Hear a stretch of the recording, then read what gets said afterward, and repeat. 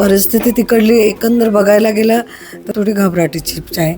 पण विमानतळावर पाय ठेवताच तिथे आम्हाला अलर्ट म्हणून मेसेज आले. इराण, इस्रायल आणि अमेरिका यांच्यातील युद्धजन्य परिस्थितीचे पडसाद सध्या जगभरात पडतात. यातच विमानसेवा बंद केल्याने याचा फटका भारतीय पर्यटकांना बसला. दुबईमध्ये पुणे पिंपरी चिंचवडचे 40 पर्यटक अडकले होते. यातच देहुरोडच्या माजी नगरसेविका सुमनताई नेटके यांचा देखील समावेश आहे. त्या आता पुन्हा मायदेशी परतलेल्या आहेत. त्यांच्याशी आज आपण बातचीत करणार आहोत की तेथील परिस्थिती काय होती. काय सांगाल तिथील युद्धजन्य परिस्थितीबाबत? तुम्ही काय अनुभव आला तुम्हाला तिकडे? युद्धजन्य परिस्थितीमध्ये आम्हाला हॉटेलमध्येच त्यांनी ठेवलं होतं 2 दिवस. दोन दिवस झाल्यानंतर त्यांनी आम्हाला सांगितलं की तुम्ही आता बाहेर थोडीशी पडू शकता.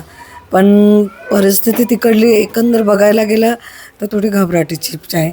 कारण का दिवसभर जरी काही वाटलं नाही तर रात्रीची जे बॉम्बस्फोट वगैरे होतात त्याच्यामुळे परिस्थिती अशी झालेली की घबराटीचं वातावरण हे सगळीकडेच झालेलं आहे.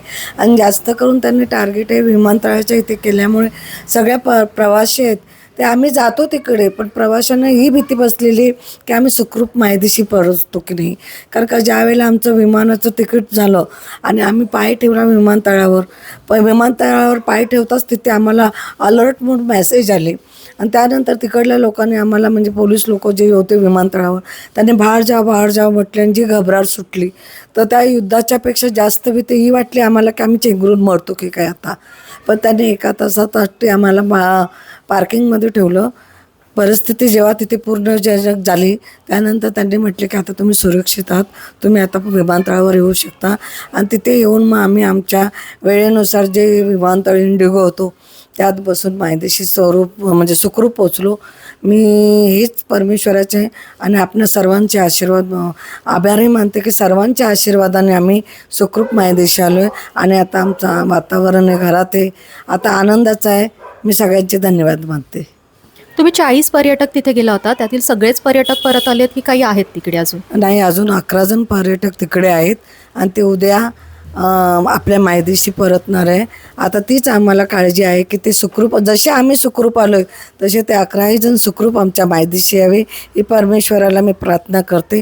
आणि ते सुखरूप येतील ही आम्हाला पूर्णपणे विश्वास आहे. आणि ते लवकरात लवकर, म्हणजे उद्या मला वाटतं बहुतेक 6-7 वाजेपर्यंत आपल्या मायदेशी परतणार आहेत.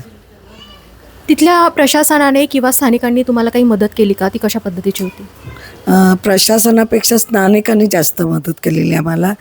त्यांनी आम्हाला म्हणजे पॉझिटिव्ह आमच्याबद्दल राहिलेले, जे आम्हाला भेटायचे, आपल्या इथले पण लोक तिथे भरपूर आहेत. प्रत्येकजण आम्हाला म्हणायचे की तुम्ही पॉझिटिव्ह राहा, इथे तुम्ही सुरक्षित आहात आणि इथनं सुरक्षित जाताल, तुम्ही काहीही टेन्शन घेऊ नका, काळजी करू नका.